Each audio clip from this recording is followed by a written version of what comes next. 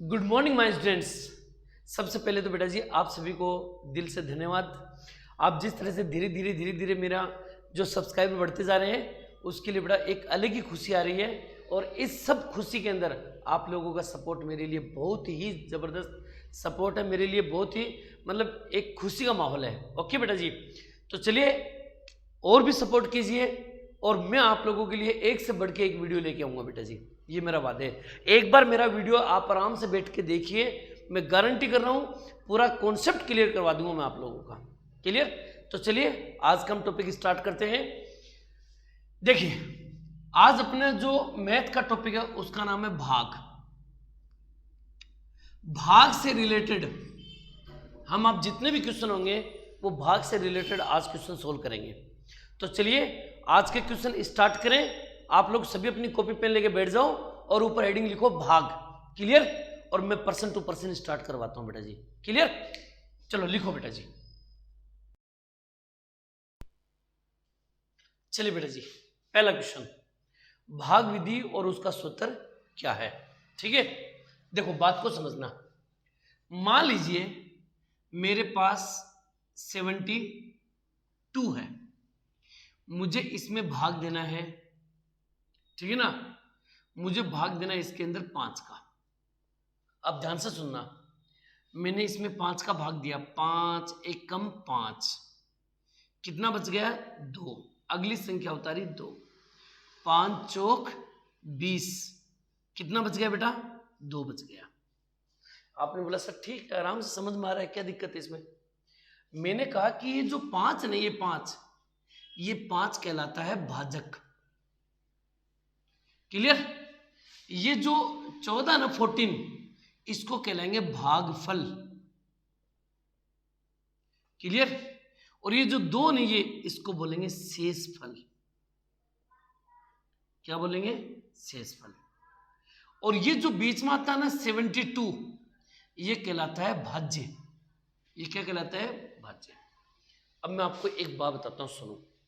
मान लीजिए मेरे पास इस तरह से ये है, इधर वाला क्या हुआ? भाजक। इधर क्या हुआ? भागफल। और नीचे क्या बचेगा? शेषफल। क्लियर? सुनिएगा ध्यान से। अगर भाजक को भागफल से कर दे गुणा, क्या कर दे? गुणा। और गुणा करने पर शेषफल को हम क्या करेंगे? जोड़। भाजक को भागफल से गुणा करेंगे, शेषफल को जोड़ेंगे, जोड़ते जो अपना आएगा वो कहलाएगा भाज्य। वो क्या कहलाएगा? भाज्य कहलाएगा। भाजक को गुणा करेंगे भागफल से, और भागफल से गुणा करने पर जो भी आएगा उसमें शेषफल जोड़ देंगे, और शेषफल जोड़ने पर जो आएगा वो कहलाएगा भाज्य। क्या कहलाएगा? भाज्य। मैं एग्जांपल एक देके बताता हूं, सुनो ध्यान से सुनना। मैंने कहा भाजक 5, भागफल 14 और शेषफल कितना है? 2 है मान लो। तो आप इन दोनों को गुणा करो, 14 पंजू 70। भाई इसको और इसको गुणा करोगे, 14 पंजू 70, 70 में 2 जोड़ दो 72। तो ये देखो 72 यहां आ जाएगा। 72 आया नहीं आया? क्लियर? इस पूरे मामले में तुम्हें इतनी बात याद रखनी है कि इन दोनों को गुणा करना है, शेषफल को जोड़ना है, और जोड़ने पर जो आएगा वो भाज्य कहलाएगा। अब तुम्हारे माइंड में एक सवाल है, सर एग्जाम में प्रश्न कैसे आएंगे? तो उन प्रश्नों को मैं कराऊं, पहले पूरा बायोडाटा ऐसा कैसा नोट कर लो। करो बेटा जी फटाफट। चलिए मेरे प्यारे बच्चों, अब ध्यान से सुनते जाना। प्रश्न के अंदर क्या है? किसी भाग विधि में भाजक 45, भाजक 45 है और भागफल 98 है। यदि शेषफल 19 हो तो भाज्य क्या होगा? जब हमारे सामने भाजक भागफल आ ही रहा है तो हम डायरेक्ट क्या करेंगे? चलो भाई करते हैं स्टार्ट। ये लीजिए, आप बोलोगे सर मेरे पास भाजक है 45। अरे भाजक इसी साइड में लिखा जाता है, भागफल है 98, ये लीजिए, और शेषफल है 19, ये शेषफल 19 यहां पर लीजिए। उसने पूछा कि भाज्य क्या होगा, यानी कि ये हमें फाइंड करना है। तो क्या दिक्कत है? इन दोनों को क्या करोगे? गुणा करोगे, इसको क्या करोगे, प्लस करोगे, यानी कि 45 को गुणा करना है 98 से, और जो भी आता है उसमें जोड़ देंगे हम 19 आंसर आ जाएगा, है कि नहीं है। अब 45 को 98 से गुणा करना है, तो 45 को 100 से गुणा करेंगे तो 4500, 4500 में से 90 घटा दो 4410 प्लस 19, इन दोनों को गुणा करेंगे तो 4410 प्लस 19, तो ये हो गया 4429, यही इसका आंसर। बात समझ में आ रही है? मैं जो बताने जा रहा हूं उसको ध्यान से सुनते जाना बेटा जी, क्लियर। आ जाओ यहां पर, सबसे पहले देखो यहां कर दिया, किसी भाग विधि में भाजक भागफल का दुगना, ये जो भाजक है ना, भाजक भागफल का दुगना है, और भागफल, ये जो भागफल है ना, भागफल ये शेषफल का तिगुना है, शेषफल का तिगुना है। यदि शेषफल 18 हो, देखो एक बात याद रखना बेटा, थोड़ा सा ध्यान दीजिएगा, जब कभी ऐसा क्वेश्चन जिस तरह भाजक भागफल का दुगना, भागफल शेषफल का तिगुना, ऐसे प्रश्न आए, तो उस प्रश्न को थोड़ा ध्यान से देखो, उसमें एक ने एक संख्या जरूर आएगी, और जो संख्या है पहले सबसे पहले उसको लिख दो। जैसे इसमें देखो ये संख्या है, शेषफल 18 है, तो आप लिख दो शेषफल 18, क्लियर। सबसे पहले लिख दिया मैंने, शेषफल 18 लिख दिया।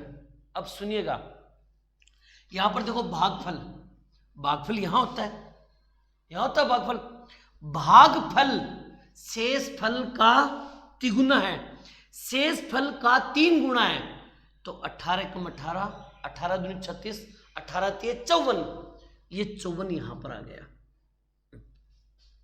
बात समझ रहे हो? ये जो भागफल है ना, भागफल शेषफल का 3 गुना है तो भाई आगे सुनो, यहां जो भाजक यानी कि ये भाजक, समझ गए, भाजक भागफल का दुगना है, भागफल का दुगना है, ये जो भाजक है ना, भाजक ये भागफल का, देखो भाजक यानी कि ये भागफल का दुगना, ये भागफल है इसका दुगना है, भाजक जो है ना, भाजक ये भागफल का दुगना है, तो 54 दूनी 108, यहां पर 108 आ गया। समझ गए होंगे मेरी बात? ये बात अच्छी तरह से दिमाग में फिट कर लेना।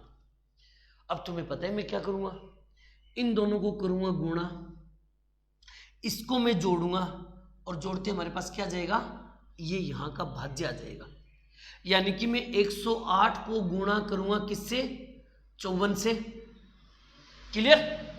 108 को 54 से गुणा करेंगे और प्लस 18 उसमें जोड़ देंगे। अगर 108 को 54 से गुणा करूं और 18 उसमें जोड़ दूं, खत्म कहानी, समझ गए, तो अपना भाज्य आ जाएगा। कोई दिक्कत यहां तक, क्लियर? अरे बात समझ में आई नहीं आई? इस तरह से आपको ये प्रश्न करना है, गुणा करना और प्लस 18 जोड़ने का काम आपका, समझ गए, गुणा आप करना और 18 जोड़ देना, जो आएगा वो आंसर। क्लियर बेटा जी? नोट करो फटाफट। चलिए बेटा जी, अब देखिए प्रश्न, 2 प्रश्नों को ध्यान से देखो। प्रश्न दे रखा है, भाग विधि में भाजक भागफल का तिगुना और भागफल शेषफल का 4 गुना। मैंने बोला ऐसे जब भी एग्जाम में प्रश्न आए, जब भी आए, पहले ध्यान से प्रश्न को पढ़ो, उसमें कोई ना कोई संख्या आपको जरूर दिखाई देगी। आपने बोला सर हाँ ये रहा भागफल 32 है, मैंने कहा सबसे पहले ये डायग्राम बना लो, ये लो, यहां पर क्या आता है, भाजक, इधर क्या आता है, भागफल, इस साइड में क्या आता है, शेषफल।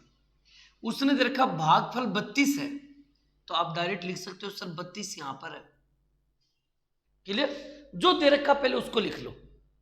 अब एक बार थोड़ा सा इस पे ध्यान दो, भाजक यानी कि ये भागफल का तिगुना है, इस भागफल का तिगुना है, यहां जो भी भाजक है ना, भाजक वो इस भागफल का तिगुना है, तो 3 से गुणा कर दो, 3 दूनी 6, 3 तिये 9, 32 का 3 गुना 96।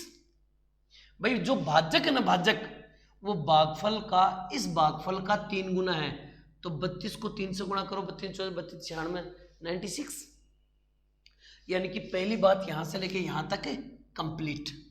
आगे जो भागफल शेष फल का 4 गुना है। ये जो भागफल नहीं है, भागफल इस शेष फल का 4 गुना है। मतलब मान लेते हैं शेष फल x है, इस शेष फल का 4 गुना 32 है। भागफल शेष फल का 4 गुना है इस शेष फल का, इस शेष फल का 4 गुना है कौन? 32। एक काम करो, 4 का भाग दो, 4 अंठा 32, यानी कि मेरे पास शेष फल 8 है। अगर मैं 8 को 4 से गुणा करूंगा तो 8 चौक 32, समझे नहीं समझे? यानी कि उसने क्या दे रखा कि भागफल, यानी कि ये भागफल शेष फल का 4 गुना है, इस शेष फल का 4 गुना है, तो 8 चौक 32। और भाजक भागफल का इस भागफल का 3 गुना है। बस यही आपको गेम खेलना है। अब क्या करेंगे? कर लो भैया स्टार्ट। इन दोनों को करेंगे क्या? मल्टीप्लाई।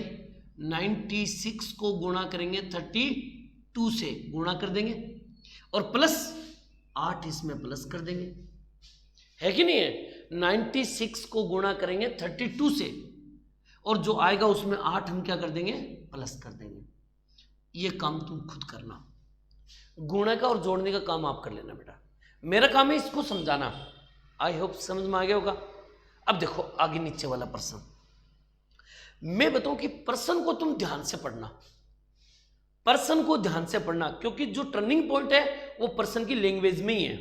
जैसे मान लीजिए ये है, ये आ गया, मैंने कहा सर शेष फल 32 है, जो लिख रखा पहले उसी को लिख दो। शेष फल 32 है, मैंने कहा सर शेष फल 32 है, ये रहा।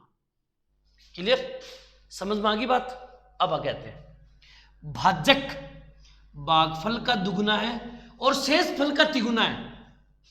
ये बात बड़ी इंपॉर्टेंट है, इस बात को मैं एक बार यहां लिखता हूं, देखना। ये जो भाजक है ना, भाजक जो भाजक है ना, ये भागफल का दुगुना है। ये यहां पर भागफल है, इसका दुगुना है। लो, यानी कि भागफल को 2 से गुणा करोगे तो भाजक आएगा।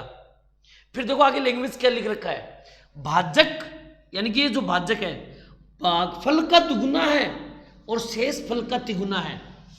ये जो भाजक है ना, भाजक भागफल का तो दुगुना है और शेष फल का तिगुना है, शेष फल का तिगुना है। तो मान लेते हैं कि मेरे पास जो भी शेष फल है उसका 3 गुना ये है, यानी कि ये दोनों बात किसके बारे में? भाजक के बारे में। ध्यान से पढ़ो इसको, ध्यान से पढ़ो इस बात को। भाजक भागफल का दुगुना है, भागफल का दुगुना है और शेष फल का तिगुना है।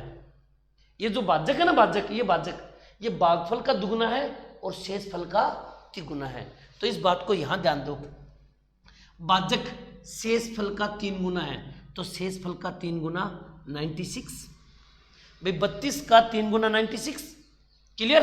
आगे देखो, और भागफल का दुगुना है, यानी कि आप ही कहोगे सर यहां पर भागफल मुझे नहीं पता क्या है, लेकिन अगर उसको मैं 2 से गुणा करूंगा तो यह आएगा।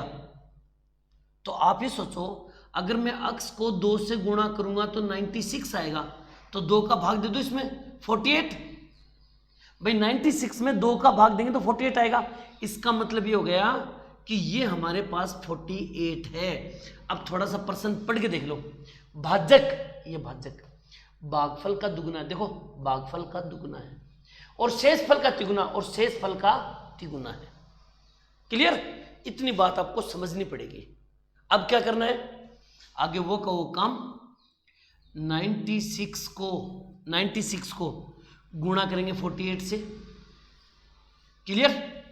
और जो भी आएगा उसमें प्लस कर देंगे कितना? 32, और जो आएगा वो आंसर। बात समझ में आई? देखिए बेटा, मेरा काम है तुम लोगों को बढ़िया तरीके से ट्रीट करना, और इस चीज को तुम कितना बेहतर कर सकते हो बेटा वो इस पे डिपेंड करता है। एक चीज का पहले तुम बेसिक समझो। देखो बेटा जी, टाइमिंग को तुम तभी बता सकते हो जब तुम्हारा बेसिक एकदम कंप्लीट हो और एकदम मजबूत हो। अगर तुम लोग ये चीज नहीं करोगे, डायरेक्ट सर एकदम शॉर्ट कर, एक बार रुको बेटा, टेस्ट सीरीज में कराऊंगा खतरनाक तरीके से, ये बात ध्यान रखना। किसी बच्चे ने मुझे ये भी पूछा था, सर ये जो प्रश्न करवाते हो इसमें प्रीवियस ईयर के प्रश्न भी ऐड कीजिए। प्रीवियस ईयर के प्रश्न में इसमें ऐड नहीं करूंगा, ध्यान से सुनना मेरी बात। ये जो मैं बता रहा हूं ना ये बेसिक चल रहे हैं, और जैसे मेरा चैनल मोनेटाइज हो जाएगा होते मैं टेस्ट सीरीज लेकर आऊंगा, उस टेस्ट सीरीज में टोटल के total topic wise point wise previous year के क्वेश्चन होंगे, टोटल प्रीवियस ईयर के क्वेश्चन। फिर मैं बताऊंगा स्पीड क्या बनेगी, कैसे बनेगी स्पीड। इसलिए इनके नोट्स तैयार कर लो बढ़िया तरीके से, नोट्स तैयार कर लो। मेरा जैसे चैनल मोनेटाइज हो गया डिजिटल बोर्ड लेके और उसके ऊपर करवाऊंगा खतरनाक तरीके से, ये मेरा वादा है। बस तुम लोग बढ़िया तरीके से इसको कवर करो। ओके बेटा जी, चलिए डन बेटा, लिखो।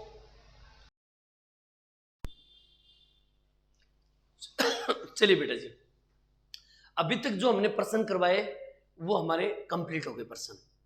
अब थोड़ा सा लेवल और बढ़ाता हूं, कुछ अन्य प्रकार के सवाल भी आते हैं, देखना उसको मैं कैसे कैसे करवा रहा हूं। और अब हमारे भाग के अंदर सेकंड टाइप शुरू हो जाएगी। ये सेकंड टाइप के प्रश्न कैसे आएंगे, क्या आएंगे, इनको कैसे सोल्व करेंगे, मैं करवाता हूं बढ़िया बढ़िया क्वेश्चन एग्जाम में आने लायक। चलिए बेटा करते हैं स्टार्ट, चलिए लिखते हैं बेटा जी। देखिए बेटा जी, ये प्रश्न समझने की कोशिश कीजिए, और यहां से प्रश्न बहुत ज्यादा एग्जाम में आते हैं, ठीक है ना। बात को समझिए। किसी संख्या में 192 का भाग दे, पहली बात तो हमारे पास संख्या नहीं है। फिर वो बोला कि 192 का भाग दे तो शेषफल 54 बचता है, 54 बचता है शेषफल। यदि उसी संख्या में 16 का भाग दे तो शेषफल कितने बचेंगे। एक काम करते हैं हम, सबसे पहले देखो इस प्रश्न में ऐसे लिख दो, भाग और शेष। ध्यान से सुनना, किसी संख्या में, पता नहीं कौन सी संख्या है, अगर 192 का भाग दे तो शेषफल 54 बचता है। यदि उसी संख्या में 16 का भाग दे तो शेषफल क्या होगा। भाई साहब पहले तो इस प्रश्न को आराम से समझो, चाहे भले ही टाइम ज्यादा लग जाए समझना। 192 का भाग दिया, शेषफल 54 आया, क्लियर। 16 का भाग देंगे तो शेषफल क्या आएगा, ये प्रश्न पूछा है।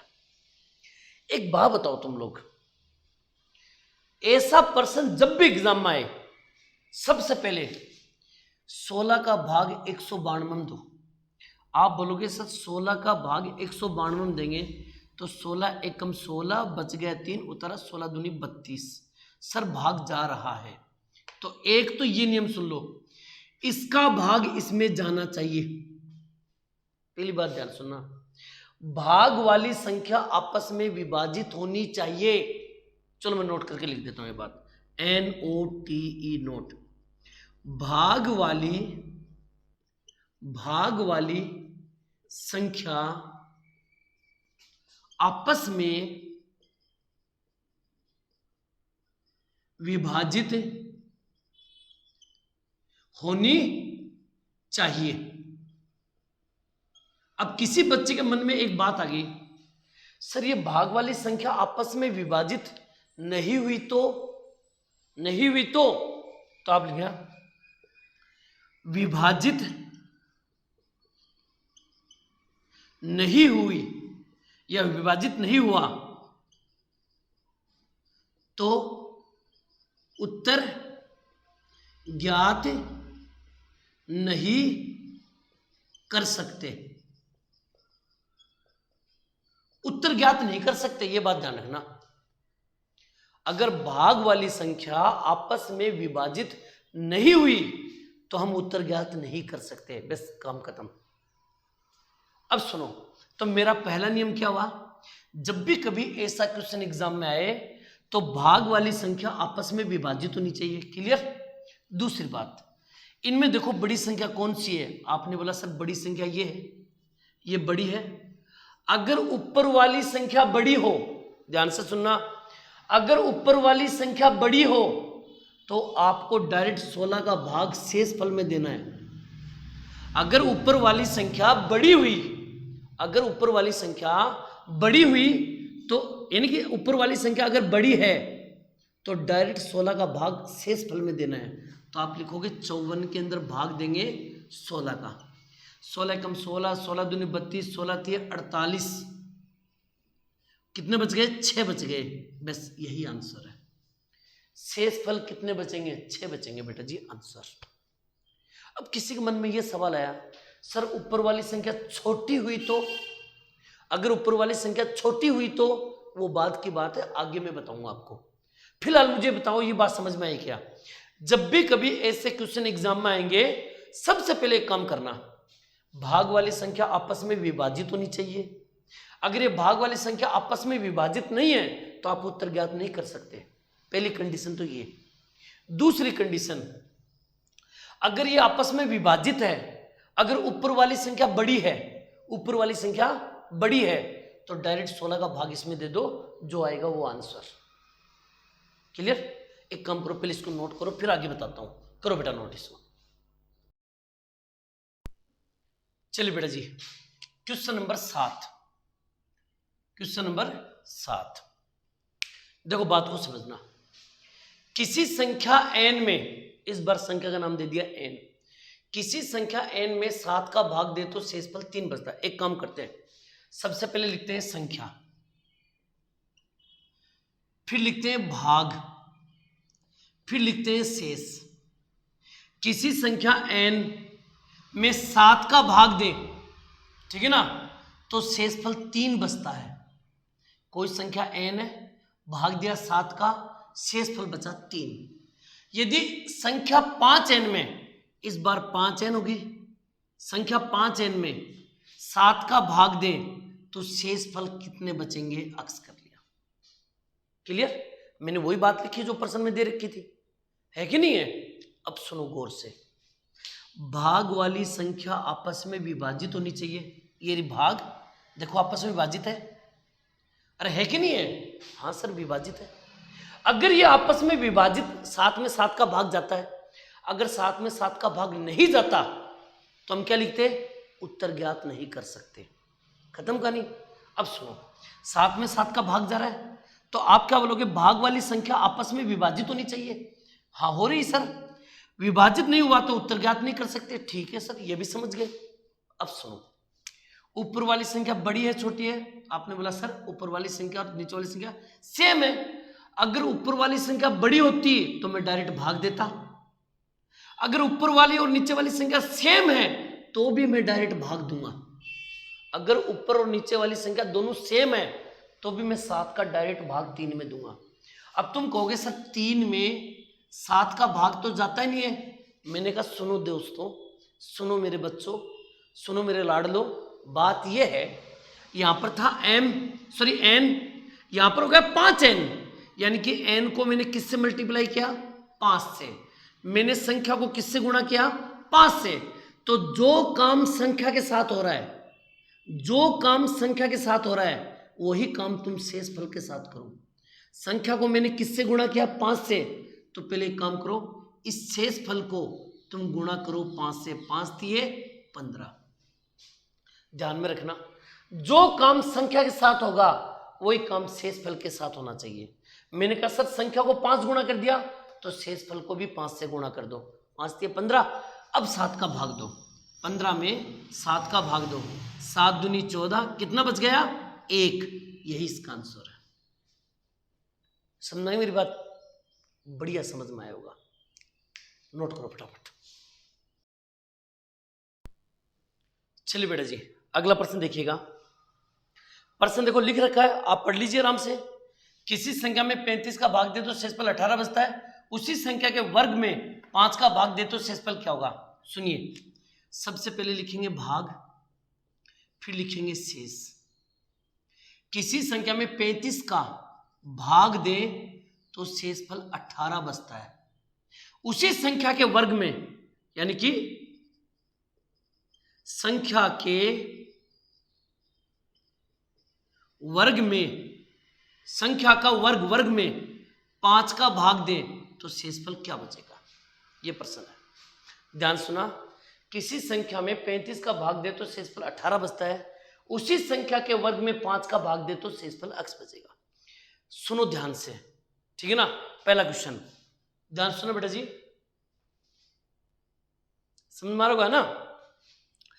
भाग वाली संख्या आपस में विभाजित होनी चाहिए। देखो 5 का भाग 35 में, सर जा रहा है, जा रहा ना?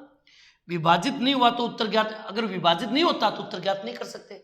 लेकिन इस बार देखो ऊपर वाली संख्या बड़ी है, ऊपर वाली संख्या क्या है, बड़ी है, तो डायरेक्ट हम 5 का भाग इसमें देंगे, डायरेक्ट 5 का भाग 18 में देंगे।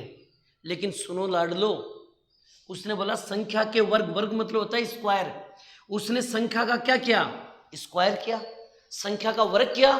तो तुम शेष फल का पहले 18 का स्क्वायर करो, जो काम संख्या के साथ होगा वही काम शेष फल के साथ होना चाहिए। तो आपने 18 का स्क्वायर किया 324, 18 का स्क्वायर करेंगे तो 324 आएगा।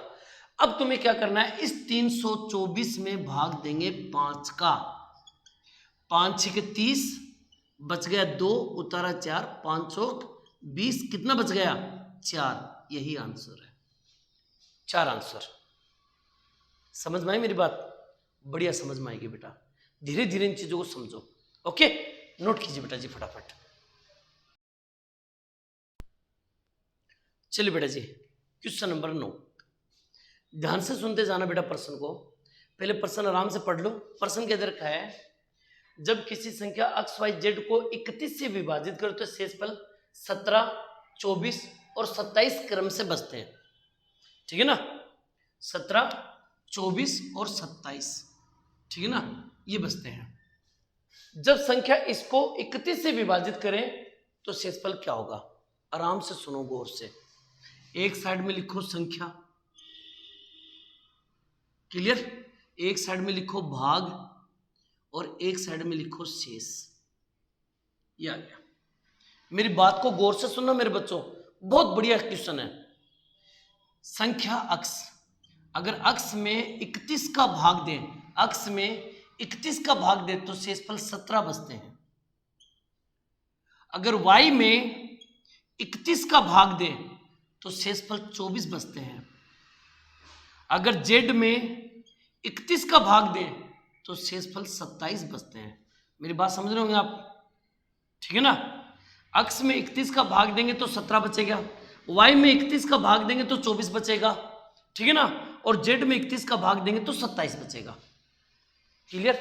अब प्रश्न उसने क्या पूछा वो सुनो आप गौर से। प्रश्न उसने पूछा है 4x minus 2y plus 3z, अगर इसमें मैं 31 का भाग दूं तो शेषफल क्या आएगा। चलिए एक काम करते हैं, 31 का भाग तो देते हैं बाद में, पहले एक काम करते हैं, यहां सुनो। अक्स को किससे गुणा किया, 4 से। अक्स को किससे गुणा किया, 4 से। अगर मैं इसको 4 से गुणा करूं तो जो काम मैं संख्या के साथ करूंगा वो काम मैं किसके साथ करूंगा, शेषफल के साथ भी करूंगा। यानी कि संख्या को अगर मैंने 4 से गुणा किया तो मैं 17 को भी 4 से गुणा करूंगा। तो आप लिखोगे 4 को गुणा करेंगे किससे, 17 से। माइनस अगर मैं y को 2 से गुणा करूं, y को 2 से गुणा करूं तो 24 को भी 2 से गुणा करूंगा, 24 को भी मैं 2 से गुणा करूंगा। प्लस अगर मैं z को 3 से गुणा करूं, अगर मैं z को 3 से गुणा करूं तो भाई साहब मैं 27 को भी 3 से गुणा करूंगा, 3 गुणा 27। अरे बात समझ रहे हो मेरी, बात नहीं समझे। यानी कि जो काम मैं एक्स वाई जेड के साथ करूंगा वही काम मैं शेषफल के साथ करूंगा। क्लियर। अब इसको सोल्व करते हैं। 17 चौक 68 माइनस 24 दूनी 48 प्लस 27 81 81। 68 में से 48 घटाएंगे तो 20 बचेगा, 20 प्लस 81 बराबर 101। मेरे पास आया 101। और अब तुम्हें करना है 101 के अंदर भाग देंगे 31 का, 31 3 93, 31 को 3 बार गुणा है 93, 8 बच गया, 0 बच गया 8, यही आंसर है। समझ गए होंगे, पूरी बात समझ में आ गई अच्छी तरह से, बोलो भी हाँ है ना, एकदम बढ़िया। और भी मैं क्वेश्चन कराऊंगा मस्त मस्त, नोट करो फटाफट इसको। चलिए बेटा जी अगला प्रश्न देखो।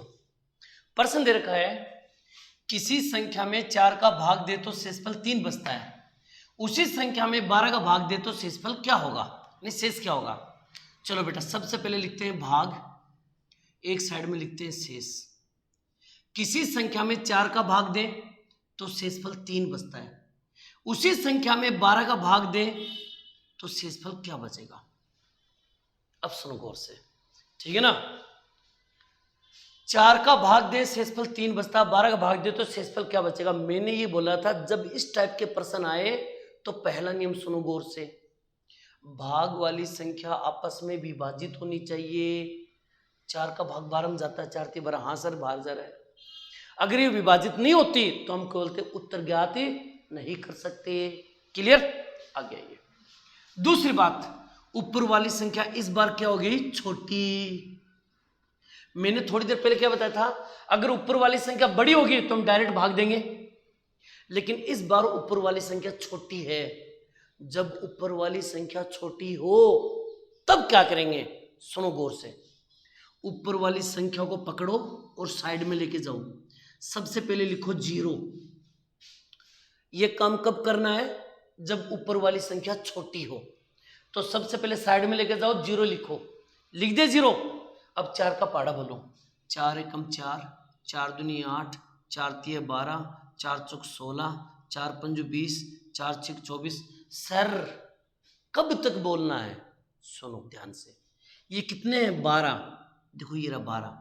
12 और उसके नीचे वाली संख्या सबको क्रॉस कर दो। उससे नीचे में नहीं बोलना, हमें सिर्फ यहां तक ही बोलना था। अगर नीचे वाली संख्या जहां भी आ जाए वहीं फिनिश। अब क्या करें सर? शेषफल कितने बच रहे थे? 3।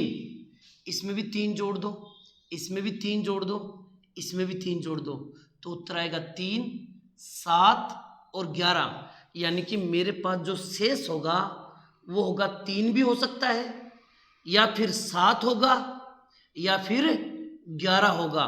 तीनों में से कुछ भी हो सकता है। 3 भी हो सकता है, 7 भी हो सकता है और 11 भी हो सकता है। इसके अलावा और कोई दूसरी संख्या नहीं हो सकती। तो याद रखना, जो भी ऑप्शन आएंगे उन तीनों में से कोई एक ऑप्शन आएगा एग्जाम में। क्लियर? अब सुनो गौर से, जब ऊपर वाली संख्या छोटी हो तो पहले लिखेंगे 0, फिर ऊपर वाली संख्या का पहाड़ा बोलेंगे। और कब तक बोलेंगे? जब तक नीचे वाली संख्या नहीं आ जाती। क्लियर? समझ आई मेरी बात? अब मेरी पूरे मामला सुन लो भैया, यहां तक की कहानी समझ गए ना? अब पूरी कहानी सुनना, इसको अच्छे से नोट करो। एक प्रश्न और करवाता हूं, ठीक है ना? नोट करो फटाफट। चलिए बेटा जी, ये क्वेश्चन नंबर है 11 नंबर, क्वेश्चन नंबर 11। किसी संख्या में 6 का भाग दें तो शेषफल 3 बचता है, उसी संख्या में 18 का भाग दें तो शेषफल क्या बचेगा? सबसे पहले लिखेंगे भाग और एक साइड में लिखेंगे शेष। 6 का भाग दें शेषफल 3 बचता है, 18 का भाग दें तो शेषफल क्या बचेगा? भाग वाली संख्या देखो आपस में डिवाइड है, 6 3 18 जा रहा भाग। लेकिन ऊपर वाली संख्या क्या है? छोटी संख्या है। अगर ऊपर वाली संख्या छोटी है तो क्या करोगे सर? तो फिर सर हम एक काम करेंगे, पहले ऊपर वाली संख्या को पकड़ेंगे, साइड में लेके जाएंगे, 0 लिखेंगे। सबसे पहले 0 लिखेंगे, फिर 6 का पहाड़ा बोलेंगे।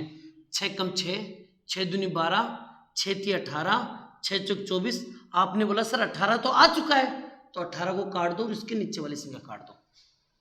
क्लियर? शेषफल बच रहा 3, इसमें 3 जोड़ दो, इसमें 3 जोड़ दो, इसमें 3 जोड़ दो। आप बोलोगे 3 9 और 15। मैंने कहा सर शेषफल जब आप 18 का भाग दोगे तो शेषफल क्या क्या हो सकते हैं? 3 भी हो सकता है, 9 भी हो सकता है, या 15 भी हो सकता है। तीनों आंसर राइट है।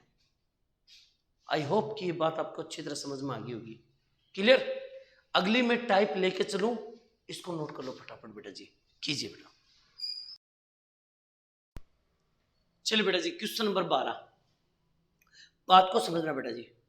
देखो इसमें एक नाम आया, किसी संख्या में क्रमागत। ये देखो ये नाम देखो, क्रमागत। किसी संख्या में क्रमागत, सतत, लगातार, अगर इन शब्दों का प्रयोग हो तो प्रश्न को कैसे करेंगे? ठीक है ना? बात समझ में आ रही है? इन प्रश्नों को कैसे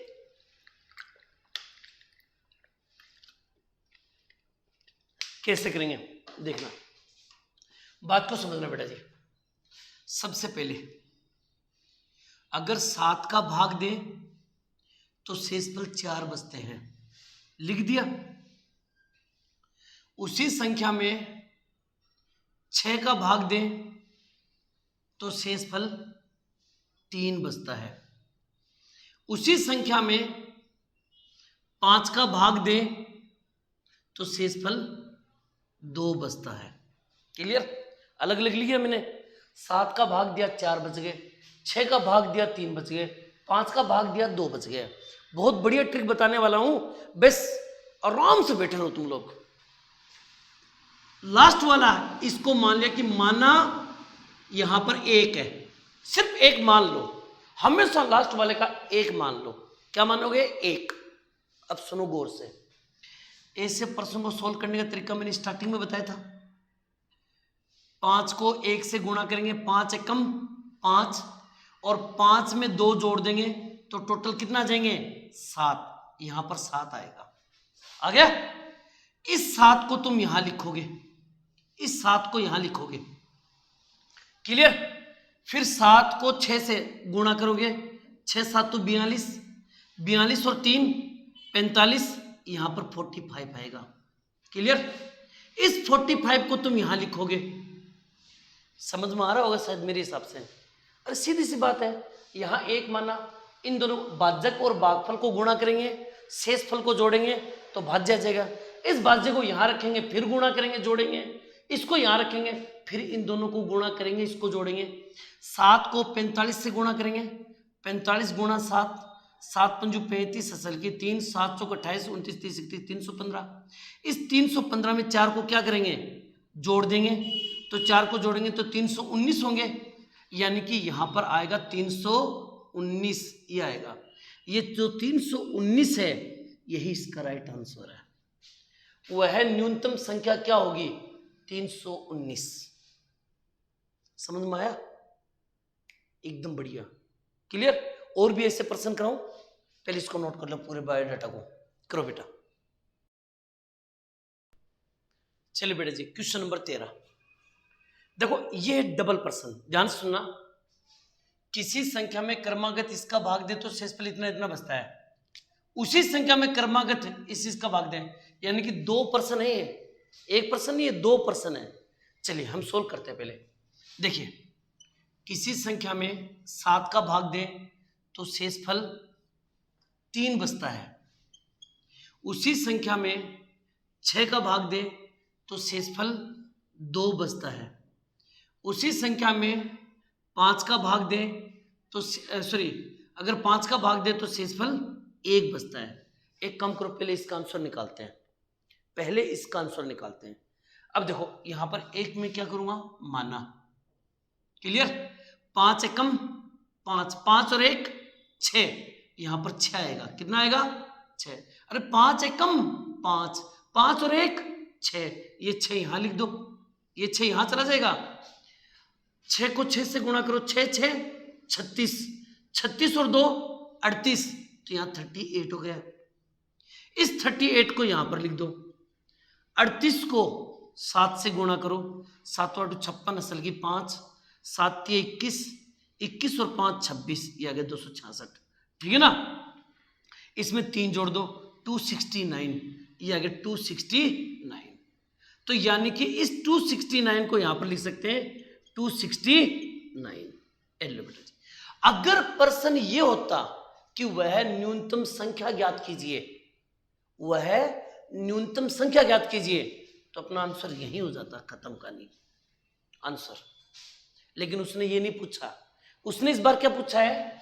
उसी संख्या में क्रमागत 5 6 7 का भाग दे तो शेषफल क्या होगा?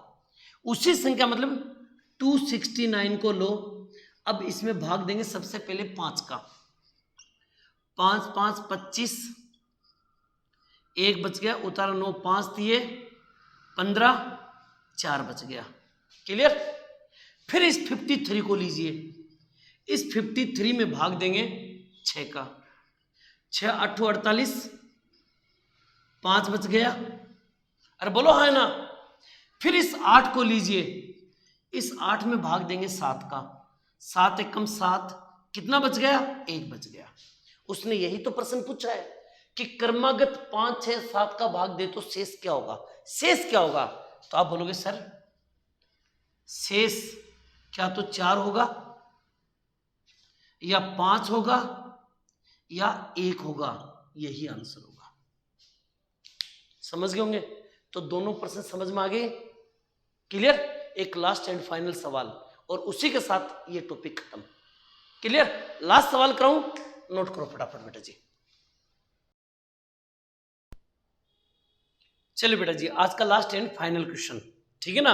और प्लीज बेटा, अगर ये टॉपिक आपको अच्छा लग रहा है और वास्तव में ये टॉपिक आपको समझ में आ रहा है तो प्लीज बेटा अपने दोस्तों को शेयर कीजिए और उनको बोलिए कि जल्दी जल्दी सब्सक्राइब कीजिए, ताकि मैं जल्दी फटाफट आपके लिए टेस्ट सीरीज लेके आऊं बेटा जी, ठीक है ना। तो जल्दी कीजिए बेटा। और देखिए प्रश्न, किसी संख्या में अगर 3 का भाग दें तो शेषफल 2 बचता है, अगर 4 का भाग दें तो फिर 3 बचता है, और यदि 7 का भाग दें तो भाई 5 बचता है, क्लियर। सबसे पहले लास्ट वाले को माना 1, ये हमेशा मानना पड़ेगा आपको, माना 1 है। 7 एकम 7, 7 और 5 12, ये हो गए। इस 12 को यहां पर ले लो, 12 चौक 48, 12 चौक 48, 49 50 51, यानी कि 51 आ गया। इस 51 को यहां पर ले लो, तो 3 एकम 3 और 3 पंजू 15, 153। अरे 3 को 51 से गुणा करेंगे तो 153, 153 में 2 जोड़ दो 155, 155 ये संख्या आ गई, यानी कि हमारे पास 155। अगर प्रश्न ये होता कि वह न्यूनतम संख्या ज्ञात कीजिए तो अपना उत्तर होता है 155, क्लियर। लेकिन उसने प्रश्न देखो क्या पूछा है, उसी संख्या में 42 का भाग दें, यानी कि 155 में अगर मैं 42 का भाग दूं तो शेष क्या होगा, तो 4 तिये 12, 4 चौक 16 तो ज्यादा हो जाएंगे, 4 तिये 12, यानी 3 दूनी 6, 4 तिये 12, घटाओ भाई, तो यहां पर 9 बच गया, 3 2 बच गया, 0 29, क्या बच गया 29, यही आंसर है 29, क्लियर। समझ में आई मेरी बात ये। और इसी के साथ आज का अपना ये टॉपिक खत्म। प्लीज बेटा इन टॉपिकों को बढ़िया तरीके से नोट्स बना लेना, क्योंकि जिस दिन मैं टेस्ट सीरीज लेके आऊंगा आपको मैं यही कहूंगा कि टॉपिक तैयार करके आना, क्वेश्चन में लेके आता हूं मस्त मस्त, गारंटी कर रहा हूं एक भी एग्जाम आपके हाथ से नहीं निकलने दूंगा। बस आपको मैं जितना मैटर बता रहा हूं ना, उनका बेसिक एकदम से तैयार कर लो जबरदस्त, उसमें गड़बड़ नहीं होनी चाहिए, क्लियर। समझ गए? ओके, इसको नोट कर लीजिए। अब मैं चलता हूं। जय हिंद, जय भारत बेटा जी, थैंक यू। नोट कर लीजिए।